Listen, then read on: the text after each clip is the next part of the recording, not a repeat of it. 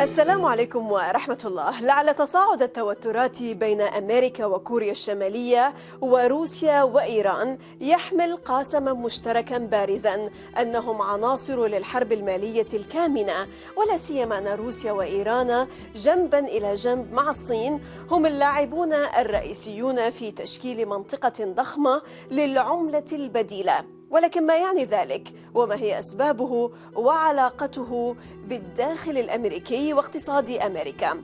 نظرة إلى السياسات الداخلية الأمريكية وانعكاساتها عالميا مع مدير منتدى النزاعات أليستر كروك من الداخل. معكم زينب صفار، تابعونا.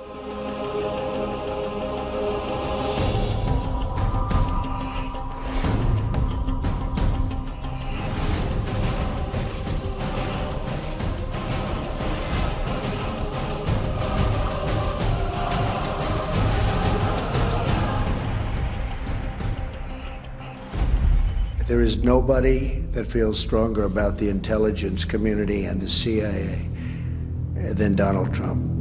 There is nobody. لعل مصطلح الدولة العميقة في الولايات المتحدة بات يصف شكلاً من أشكال الجماعة السرية التي تنسق الجهود التي يبذلها موظفو الحكومة وغيرهم للتأثير على سياسة الدولة من دون اعتبار للقيادة المنتخبة ديمقراطياً. ولعل مايك لوفغران المساعد الجمهوري السابق في الكونغرس الأمريكي قد عرف عام 2014 الدولة العميقة على أنها رابطة هجينة مختلطة لعناصر الحكومة وأجزاء رفيعة المستوى من عالمي التمويل والصناعة القادرة فعليا على إدارة الولايات المتحدة من دون العودة إلى موافقة المحكومين، كما يعبر عنها من خلال العملية السياسية الرسمية. وبات مفهوما رئيسيا لحركة اليمين البديل المتطرف، كما يعبر عنها ستيف بانون وشون هانيتي. ويقول البروفيسور جيسون رويس لينسي إنه حتى من دون أجندة تآمرية فإن مصطلح الدولة العميقة مفيد لفهم جوانب مؤسسة الأمن القومي في البلدان المتقدمة مع التركيز على الولايات المتحدة كمثال. وبحسب لينسي فإن الدولة العميقة تستمد السلطة من جماعات الأمن والاستخبارات الوطنية، وهو عالم حيث السرية هي مصدر القوة فيه. أما مؤيدو دونالد ترامب فيستخدمون هذا المصطلح للإشارة إلى مزاعمهم بأن ضباط المخابرات ومسؤولي الفرع التنفيذي يوجهون السياسة من خلال تسريب المعلومات أو وسائل داخلية أخرى. وفي مطلع عام 2018 مشيرا إلى الدولة العميقة بأنها البيروقراطية الراسخة، اتهم دونالد ترامب وزارة العدل الأمريكية بأنها جزء من الدولة العميقة في بيان يدعو فيه إلى محاكمة هوما عابدين المساعدة السابقة لهيلاري كلينتون. وقد زعم بعض حلفاء ترامب ووسائل الإعلام اليمينية أن الرئيس السابق باراك أوباما ينسق مقاومة الدولة العميقة لدونالد ترامب. أليستر كروك الدبلوماسي البريطاني السابق وأحد كبار الشخصيات في المخابرات البريطانية MI6 ووسيط الاتحاد الأوروبي الأسبق ومؤسس ومدير منتدى النزاعات يحدثنا عن زيارته الأخيرة إلى أميركا، حيث التقى بعض الشخصيات من المؤسسة الحاكمة ومع أولئك المعارضين والناقدين والخبراء الماليين ورواد الأعمال. وهل برأيه خسرت الدولة العميقة في الولايات المتحدة حربها ضد ترامب وباتت بالتالي تبحث عن صفقة ما اليوم؟ You know, it's still very complicated in the United States. It's deeply conflicted. It's very hard outside of the US to understand how much people feel that it's dividing up into separate nations. One person from New York said to me, look, we've never been one nation. We're five nations. And I, as a New Yorker, I'd have to tell you that as far as I'm concerned, those other nations can just sink in the sea. Inside the US? Yes, inside the US. In Ohio, Michigan, and all of that. Yes. And that really, you know, maybe we can live with San Francisco or Los Angeles, But the rest of it is a New Yorker, you know, as far as I'm concerned, they can disappear. So there is a real sense of divide not only between the urban elites and what they call the flyover states, which is the whole of the middle of America, and only the other side, the west coastal areas, but also a deep sort of sense of division because of polarization, in the sense that people feel that their culture is being overwhelmed. The majority of white America feel that their culture is being lost, particularly in this idea of identity politics. Different genders, choose your agenda, choose your nationality, choose your race, choose who you want to be, you can choose anything. But in all of that, they feel the idea of what it is to be American. You know, that sense of a legacy, history, good and bad, battles won, battles lost, but that's what it is that makes America.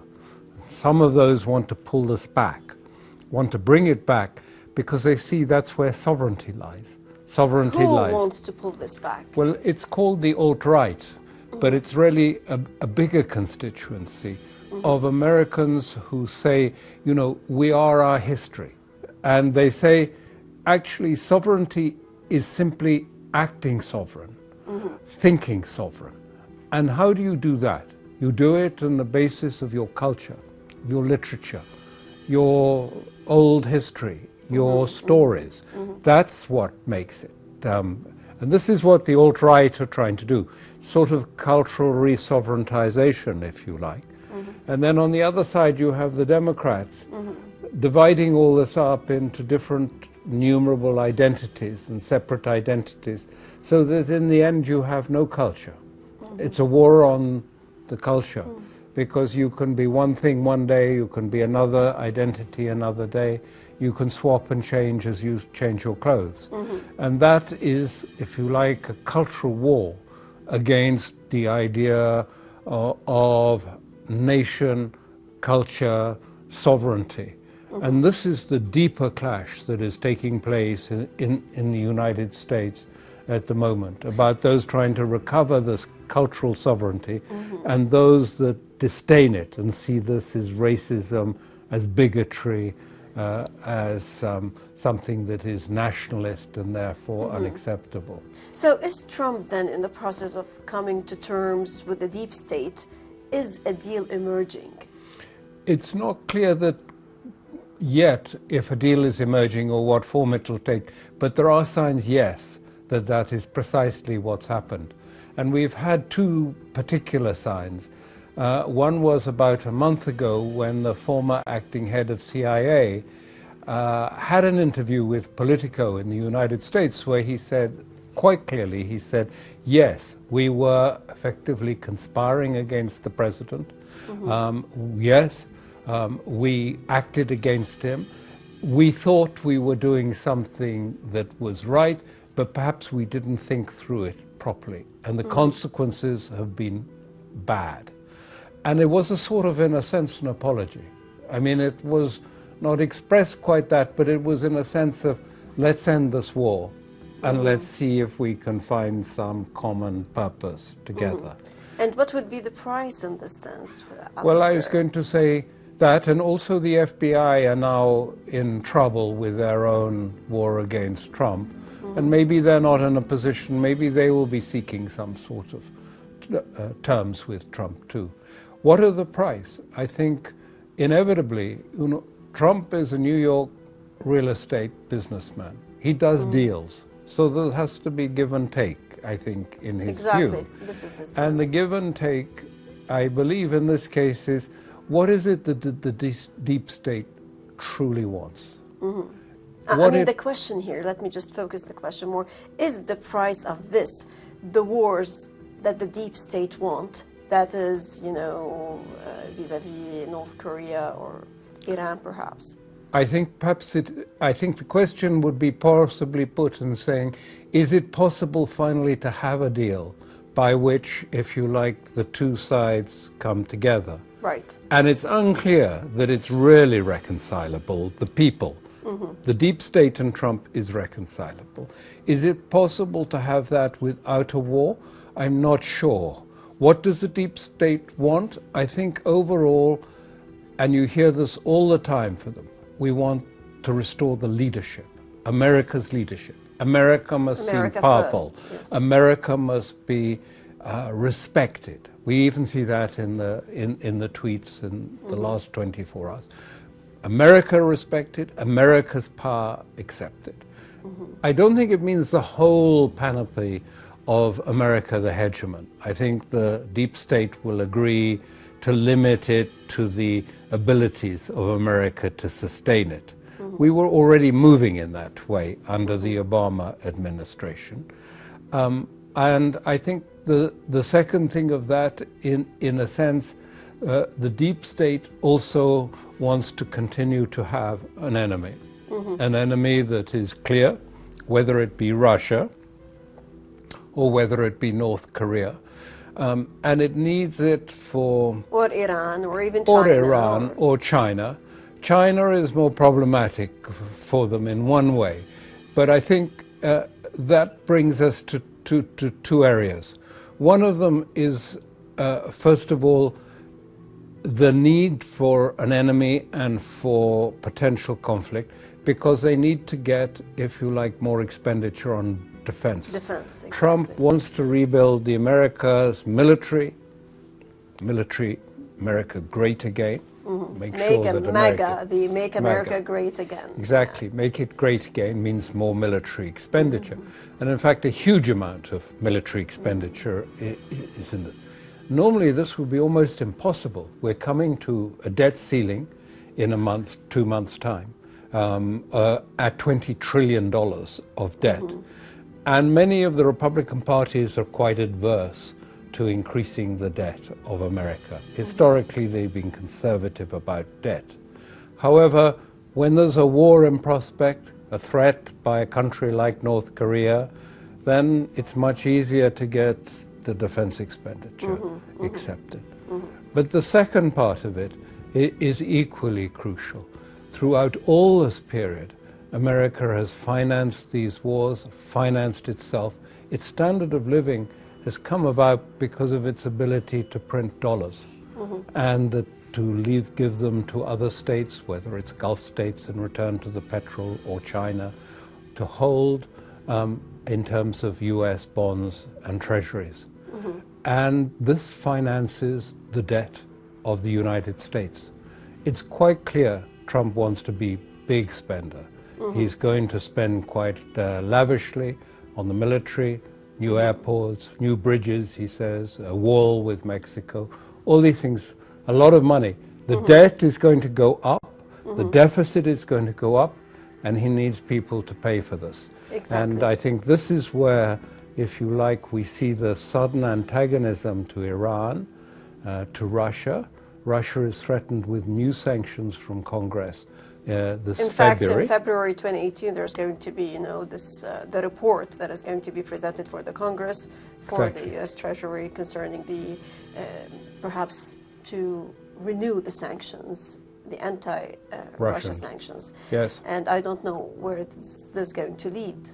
And I think also in January, the Americans have been having intense discussions about putting tariffs on China.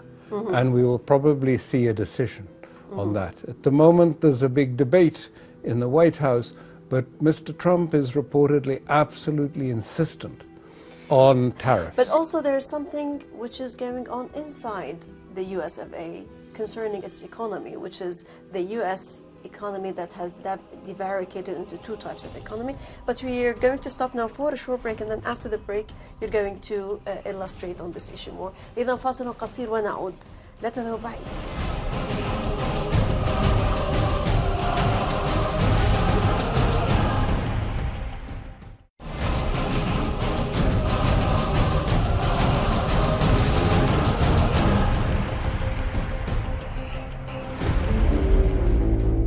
لعل الاضطراب الاجتماعي والدين في أمريكا اليوم يعني أن ترامب لن يسمح بظهور نظام مالي جديد وبحرب مالية تالياً. أليستر كروك الدبلوماسي البريطاني السابق ومؤسس ومدير منتدى النزاعات، كيف يقرأ ذلك؟ وما هي الأرضية المشتركة لكل التوترات بين أمريكا ترامب من جهة وكوريا الشمالية وإيران وروسيا من جهة ثانية؟ I think that's exactly right. I mean, the debt has become so large in America, and clearly we have a president that is going to increase the debt enormously. The last tax budget that was tax bill that was put through is going to increase the debt by trillions more. This has got to be financed. Traditionally, it's all of us that finance it. Everyone outside of America who buys American bonds finances this deficit. It depends on the dollar hegemony. If the dollar hegemony, the petrodollar, the eurodollar, if all of those are undermined and broken, America will collapse. It cannot finance itself. Its dollar will collapse.